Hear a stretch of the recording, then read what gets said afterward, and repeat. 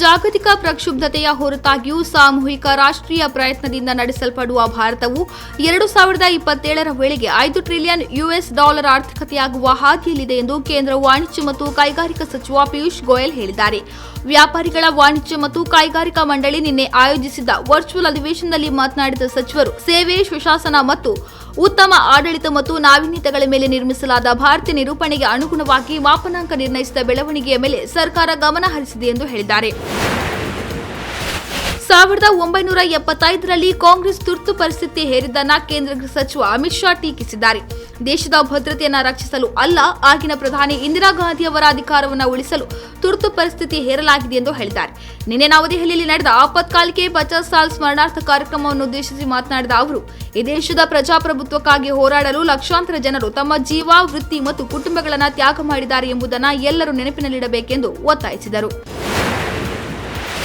ಭಯೋತ್ಪಾದನೆಯ ವಿರುದ್ಧದ ಹೋರಾಟದಲ್ಲಿ ದ್ವಿಮುಖ ನೀತಿಗಳನ್ನು ತ್ಯಜಿಸುವ ಮತ್ತು ವಿಶ್ವಸಂಸ್ಥೆಯಿಂದ ನಿಷೇಧಿಸಲ್ಪಟ್ಟ ಭಯೋತ್ಪಾದಕರು ಮತ್ತು ಸಂಸ್ಥೆಗಳ ವಿರುದ್ಧ ನಿರ್ಣಾಯಕ ಕ್ರಮಗಳನ್ನು ತೆಗೆದುಕೊಳ್ಳುವ ತುರ್ತು ಅಗತ್ಯತೆಗೆ ರಾಷ್ಟ್ರೀಯ ಭದ್ರತಾ ಸಲಹೆಗಾರ ಅಜಿತ್ ದೋವಲ್ ಕರೆ ನೀಡಿದ್ದಾರೆ. ಬೀಜಿಂಗ್ನಲ್ಲಿ ನಡೆದ ಶಾಂಘೈ ಸಹಕಾರ ಸಂಸ್ಥೆ ಸದಸ್ಯ ರಾಷ್ಟ್ರಗಳ ಭದ್ರತಾ ಮಂಡಳಿ ಕಾರ್ಯದರ್ಶಿಗಳ 20ನೇ ಸಭೆಯನ್ನು ಉದ್ದೇಶಿಸಿ ಮಾತನಾಡಿದ ಅವರು, ಭಯೋತ್ಪಾದನೆಯ ವಿರುದ್ಧದ ಹೋರಾಟದಲ್ಲಿ ದ್ವಿಮುಖ ನೀತಿಗಳನ್ನು ತಿರಸ್ಕರಿಸುವ ಮತ್ತು ಭಯೋತ್ಪಾದಕರ ವಿರುದ್ಧದ ನಿರ್ಣಾಯಕ ಕ್ರಮಗಳನ್ನು ತೆಗೆದುಕೊಳ್ಳುವ ಮತ್ತು ಅವರ ಭಯೋತ್ಪಾದಕ ಪರಿಸರ ವ್ಯವಸ್ಥೆಗಳನ್ನು ನಾಶ ಮಾಡುವ ಅಗತ್ಯವನ್ನು ಒತ್ತಿ ಹೇಳಿದರು. ರಕ್ಷಣಾ ಸಚಿವ ರಾಜನಾಥ್ ಸಿಂಗ್ ಅವರು 3 ಸೇವೆಗಳಿಗೂ ಜಂಟಿ ಸೂಚನೆಗಳು ಮತ್ತು ಆದೇಶಗಳನ್ನು ಹೊರಡಿಸಲು ರಕ್ಷಣಾ ಸಿಬ್ಬಂದಿ ಮುಖ್ಯಸ್ಥರು ಮತ್ತು ಮಿಲಿಟರಿ ವ್ಯವಹಾರಗಳ ಇಲಾಖೆಯ ಅಧಿಕಾರಿಗಳಿಗೆ ಕಾರ್ಯದರ್ಶಿಗೆ ಅಧಿಕಾರ ನೀಡಿದ್ದಾರೆ. ಇದು ಸಶಸ್ತ್ರ ಪಡೆಗಳ ಆಧುನೀಕರಣ ಮತ್ತು ರೂಪಾಂತರದತ್ತ ಒಂದು ಪ್ರಮುಖ ಹೆಜ್ಜೆಯಾಗಿದೆ.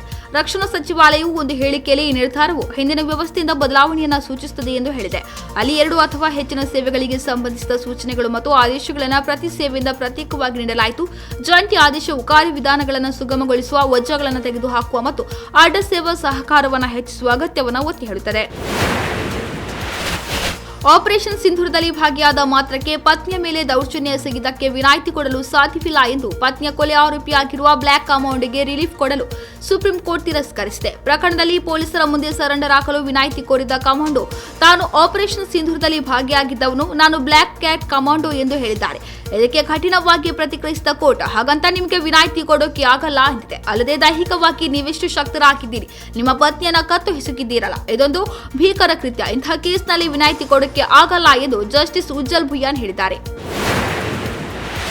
ಮಾವು ಬೆಳೆಗಾರರ ನೆರವಿಗೆ ಬರುವಂತೆ ಎಚ್ಡಿಕೆ ಕುಮಾರಸ್ವಾಮಿ ಪತ್ರ ಬರೆದು ಮನವಿ ಮಾಡಿಕೊಂಡ ಬೆನ್ನಲ್ಲೇ ಕೇಂದ್ರ ಸರ್ಕಾರ ಬೆಂಬಲ ಬೆಲೆ ಘೋಷಿಸಿ ಖರೀದಿಗೆ ಬೆಲೆ ನಿಗದಿ ಮಾಡಿದೆ. ಈ ಮೂಲಕ ಕೇಂದ್ರ ಸರ್ಕಾರ ಪ್ರತಿ ಕ್ವಿಂಟಾಲ್ಗೆ $1,616 ದರ ನಿಗದಿ ಮಾಡಿದ್ದು 2.5 ಲಕ್ಷ ಟನ್ ಮಾವು ಖರೀದಿಸಲು ನಿರ್ಧರಿಸಿದೆ. ತಮ್ಮ ಪತ್ರವನ್ನ ಆಧರಿಸಿ ತಕ್ಷಣವೇ ಸ್ಪಂದಿಸಿದ್ದಕ್ಕಾಗಿ ಕೇಂದ್ರಕ್ಕೆ ಎಚ್ಡಿಕೆ ಧನ್ಯವಾದ ತಿಳಿಸಿದ್ದಾರೆ. ಜೂನ್ 12ರಂದು ಗುಜರಾತ್ನ ಅಹಮದಾಬಾದ್ನಲ್ಲಿ ಸಂಭವಿಸಿದ ಏರ್ ಇಂಡಿಯಾ ವಿಮಾನ ಅಪಘಾತದಲ್ಲಿ 275 ಜನರು ಸಾವನ್ನಪ್ಪಿದ್ದಾರೆ ಎಂದು ಗುಜರಾತ್ ಆರೋಗ್ಯ ಇಲಾಖೆ ದೃಢಪಡಿಸಿದೆ. ಈ ಘಟನೆಯ ನಂತರ ಬಿಡುಗಡೆಯಾದ ಮೊದಲ ಅಧಿಕೃತ ಸಾವಿನ ಸಂಖ್ಯೆ ಇದಾಗಿದೆ.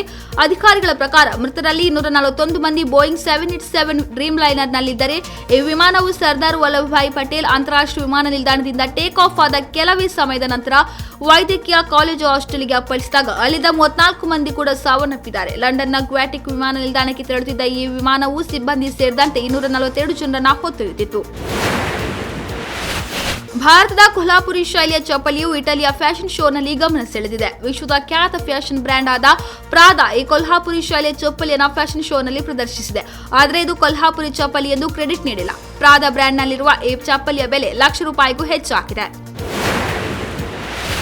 ಯೋಗಿ ಆದಿತ್ಯನಾಥ್ ಆಡಳಿತದ ಉತ್ತರ ಪ್ರದೇಶದಲ್ಲಿ ಹೆಸರು ಬದಲಾವಣೆ ರಾಜಕೀಯ ಮುಂದುವರೆದಿದೆ. ಇದೀಗ ಆಗ್ರಾದ ಫತೇಹಾಬಾದ್ ಪಟ್ಟಣ ಮತ್ತು ಬಾದಶಾಹಿಬಾಗ್ ಪ್ರದೇಶದ ಹೆಸರನ್ನು ಬದಲಾಯಿಸಲು ನಿರ್ಧರಿಸಲಾಗಿದೆ. ಫತೇಹಾಬಾದ್ ಪಟ್ಟಣದ ಹೆಸರನ್ನ ಸಿಂಧುಪುರಂ ಮತ್ತು ಬಾದಶಾಹಿಬಾಗ್ ಪ್ರದೇಶದ ಹೆಸರನ್ನ ಬ್ರಹ್ಮಪುರಂ ಎಂದು ಮರುನಾಮಕರಣ ಮಾಡಲಾಗುತ್ತಿದೆ. ಸೋಮವಾರ ನಡೆದ ಆಡಳಿತ ಮಂಡಳಿ ಸಭೆಯಲ್ಲಿ ಜಿಲ್ಲಾ ಪಂಚಾಯತ್ ಅಧ್ಯಕ್ಷೆ ಮಂಜು ಭಡೋರಿ ಅವರು ಈ ಕುರಿತು ಪ್ರಸ್ತಾವನೆಯನ್ನು ಮಂಡಿಸಿ ಸರ್ವಾನುಮತದಿಂದ ಅಂಗೀಕರಿಸಿದರು. ಇದೀಗ ಅನುಮೋದನೆಗಾಗಿ ರಾಜ್ಯ ಸರ್ಕಾರಕ್ಕೆ ಕಳುಹಿಸಲಾಗಿದೆ. ಪ್ರಾಚೀನ ಭಾರತೀಯ ಜ್ಞಾನದ ಪುನರುಜ್ಜೀವನದಲ್ಲಿ ಇದು ಒಂದು ಮಹತ್ವದ ಮೈಲಿಗಲ್ಲಾಗಿದ್ದು, ಪ್ರಾಚೀನ ಭಾರತೀಯ ವಿಜ್ಞಾನಕ್ಕೆ ಮೀಸಲಾಗಿರುವ ವಿಶ್ವದ ಮೊದಲ ಸಾಕ್ಷ್ಯಚಿತ್ರ ಬಿಡುಗಡೆಯಾಗಿದೆ. ಪ್ರಾಚೀನ ಭಾರತದಲ್ಲಿ ವಿಜ್ಞಾನ ಎಂಬ ಶೀರ್ಷಿಕೆಯ ಈ ಸಾಕ್ಷ್ಯಚಿತ್ರವು ತೀವ್ರವಾದ ಸಂಶೋಧನಾ ಉಪಕ್ರಮದ ಫಲಿತಾಂಶವಾಗಿದೆ ಮತ್ತು ಅನೇಕ ಆಧುನಿಕ ಆವಿಷ್ಕಾರಗಳಿಗಿಂತ ಹಿಂದಿನ ಭಾರತದ ಶ್ರೀಮಂತ ವೈಜ್ಞಾನಿಕ ಪರಂಪರೆಗೆ ಸಾಕ್ಷಿಯಾಗಿದೆ. ಭಾರತದ ನಿಜವಾದ ಐತಿಹಾಸಿಕ ನಿರೂಪಣೆಯನ್ನು ಬಹಿರಂಗಪಡಿಸಲು ಬದ್ಧವಾಗಿರುವ ಸಂಸ್ಥೆಯಾದ ಹಿಸ್ಟೋರಿಕಾ ನೇತೃತ್ವದಲ್ಲಿ ಈ ಚೊಚ್ಚಲ ನಿರ್ಮಾಣವು ಸುಮಾರು 6 ತಿಂಗಳ ಕಠಿಣ ಸಂಶೋಧನೆಯ ಪರಿಶ್ರಮದ ಫಲವಾಗಿದೆ. ಸಿಂಧು ಜಲ ಒಪ್ಪಂದ ಅಡಿಯಲ್ಲಿ ತನ್ನ ಪಶ್ಚಿಮ ನದಿ ವ್ಯವಸ್ಥೆಗಳ ಮೇಲೆ ಹಿಡಿತ ಸಾಧಿಸಲು ಭಾರತ ಪ್ರಯತ್ನಿಸುತ್ತಿರುವುದರಿಂದ ಕಿಶನ್ ಗಂಗಾ ಮತ್ತು ರಾಟ್ಲೆ ಜಲವಿದ್ಯುತ್ ಯೋಜನೆಗಳ ವಿವಾದಗಳಿಗೆ ಸಂಬಂಧಿಸಿದ ವಿಚಾರಣೆಗಳನ್ನು ವಿರಾಮಗೊಳಿಸಲು ಭಾರತ ಔಪಚಾರಿಕವಾಗಿ ವಿನಂತಿಸಿದೆ ಎಂದು ಅಧಿಕಾರಿಗಳು ಮಂಗಳವಾರ ತಿಳಿಸಿದ್ದಾರೆ. XM-4 ಅಂತರಿಕ್ಷ ಕಾರ್ಯಕ್ರಮದ ಭಾಗವಾಗಿ ಭಾರತೀಯ ಗಗನಯಾತ್ರಿ ಶುಭಾಂಶು ಶುಕ್ಲಾ ಸೇರಿದಂತೆ 4 ಗಗನಯಾತ್ರಿಗಳನ್ನು ಹೊತ್ತ ಸ್ಪೇಸ್ ಎಕ್ಸ್ನ ಫಾಲ್ಕನ್ 9 ರಾಕೆಟ್ ಫ್ಲಾರಿಡಾದ ಕೆನಡಿ ಬಾಹ್ಯಾಕಾಶ ಕೇಂದ್ರದಿಂದ ಯಶಸ್ವಿಯಾಗಿ ನಭಕ್ಕೆ ಚಿಮ್ಮಿತು. ಸುಸ್ಥಿರ ಅಭಿವೃದ್ಧಿಯಲ್ಲಿ ಭಾರತವು 99ನೇ ಸ್ಥಾನ ಪಡೆದಿದೆ. ವಿಶ್ವಸಂಸ್ಥೆ ನಿಗದಿ ಮಾಡಿದ ಸುಸ್ಥಿರ ಅಭಿವೃದ್ಧಿ ಗುರಿ ಎಡೆಗೆ ಎಷ್ಟು ವೇಗದಲ್ಲಿ ಪ್ರಗತಿ ಸಾಧಿಸಲಾಗುತ್ತದೆ ಎಂದು ನೀಡಲಾದ ಶ್ರೇಯಾಂಕದಲ್ಲಿ ಭಾರತ ಈ ಮೈಲಿಗಲ್ಲು ಮುಟ್ಟಿದೆ. 167 ದೇಶಗಳ ಪೈಕಿ ಭಾರತ 99ನೇ ಸ್ಥಾನಕ್ಕೇರಿದೆ. ಈ ವಿಚಾರದಲ್ಲಿ ಭಾರತವು ಟಾಪ್ 100 ಪಟ್ಟಿಗೆ ಸೇರಿದ್ದು ಇದೇ ಮೊದಲು. US sustainable development solution network ಸಂಸ್ಥೆ ಇಂದು ತನ್ನ 10ನೇ SDR ವರದಿಯನ್ನು ಬಿಡುಗಡೆ ಮಾಡಿದೆ. ಉತ್ತರ ಪ್ರದೇಶ ದೇಶದ ಅಭಿವೃದ್ಧಿ ಎಂಜಿನ್ ಆಗಿ ಹೊರಹೊಮ್ಮುತ್ತಿದೆ. ವರದಿಯ ಪ್ರಕಾರ 2025-26ರಲ್ಲಿ ಭಾರತದ ಒಟ್ಟು ಬಂಡವಾಳ ವೆಚ್ಚದಲ್ಲಿ ಯುಪಿಯ ಪಾಲು 16.3% ಇರಲಿದೆ. ಸಿಎಂ ಯೋಗಿ ಆದಿತ್ಯನಾಥ್ ನೇತೃತ್ವದಲ್ಲಿ ಯುಪಿ ಸತತ 2ನೇ ವರ್ಷ ಬಂಡವಾಳ ವೆಚ್ಚದಲ್ಲಿ ಮುಂಚೂಣಿಯಲ್ಲಿರಲಿದೆ. ಬಂಡವಾಳ ವೆಚ್ಚ ಎಂದರೆ ಸರ್ಕಾರಗಳು, ರಸ್ತೆಗಳು, ಶಾಲೆಗಳು, ಆಸ್ಪತ್ರೆಗಳಂತಹ ಸ್ಥಿರ ಆಸ್ತಿಗಳ ನಿರ್ಮಾಣ ಅಥವಾ ಸ್ವಾಧೀನಕ್ಕಾಗಿ ಖರ್ಚು ಮಾಡುವ ಹಣ. ಸರಳವಾಗಿ ಹೇಳುವುದಾದರೆ ಇದು ಭವಿಷ್ಯದ ಅನುಕೂಲಕ್ಕಾಗಿ ಸರ್ಕಾರ ಮಾಡುವ ಖರ್ಚಾಗಿದೆ. ಎಂಜಿನಿಯರಿಂಗ್ ಅಕ್ರಮ ಸೀಟ್ ಬ್ಲಾಕಿಂಗ್ ದಂಧೆ ಪ್ರಕರಣಕ್ಕೆ ಸಂಬಂಧಿಸಿದಂತೆ ಇಂದು ಬೆಂಗಳೂರಿನ BMS ಕಾಲೇಜು ಸೇರಿ ಕರ್ನಾಟಕದ 18 ಕಡೆ ಇಡಿ ದಾಳಿ ಮಾಡಿದೆ. ಮಲ್ಲೇಶ್ವರಂ ಪೊಲೀಸ್ ಠಾಣಾ ವ್ಯಾಪ್ತಿಯಲ್ಲಿ ದಾಖಲಾಗಿದ್ದ ಪ್ರಕರಣಗಳ ಸಂಬಂಧ ಕೂಡ ಇಡಿ ದಾಳಿ ಮಾಡಿದ್ದು ಬೆಳಗ್ಗೆ 6 ಗಂಟೆಯಿಂದ ಅಧಿಕಾರಿಗಳು ಕಡತಗಳ ಪರಿಶೀಲನೆಯನ್ನ ಮಾಡಿದ್ದಾರೆ. ರಾಜ್ಯದಲ್ಲಿ ಪ್ರತಿ ಸರ್ಕಾರದ ಸಂದರ್ಭದಲ್ಲಿ ಅಭಿವೃದ್ಧಿ ನೋಡುತ್ತಿದ್ದೆವು, ಆದರೆ ರಾಜ್ಯದಲ್ಲಿ ಈಗ ಅಭಿವೃದ್ಧಿ ಕುಂಠಿತವಾಗುತ್ತಿದೆ. ಯಾವುದೇ ಅಭಿವೃದ್ಧಿ ಕೆಲಸವಾಗುತ್ತಿಲ್ಲ. ಇತಿಹಾಸದಲ್ಲಿ ಮೊದಲ ಬಾರಿಗೆ ಅಭಿವೃದ್ಧಿ ಕೆಲಸ ಸ್ಥಗಿತವಾಗಿರುವ ಪರಿಸ್ಥಿತಿ ಕಾಣುತ್ತಿದ್ದೇವೆ ಎಂದು ಕೇಂದ್ರ ಸಚಿವೆ ಶೋಭಾ ಕರಂದ್ಲಾಜೆ ಆರೋಪಿಸಿದ್ದಾರೆ. ಶಾಸಕರ BR ಪಾಟೀಲ್, ರಾಜುಕಾಗೆ ಆರೋಪಗಳಿಗೆ ದೆಹಲಿಯಲ್ಲಿ ಪ್ರತಿಕ್ರಿಯೆ ನೀಡಿದ ಅವರು, ಗ್ಯಾರಂಟಿಗೆ ಹಣ ಕೊಡುತ್ತೇವೆ ಎಂದು ಅದಕ್ಕೂ ಹಣ ನೀಡಿಲ್ಲ. 2 ವರ್ಷದ ಹಿಂದೆ ಅನುದಾನ ಕೊಟ್ಟರು, ಅದರ ಆದೇಶ ಪ್ರತಿ ಇನ್ನೂ ಬಂದಿಲ್ಲ.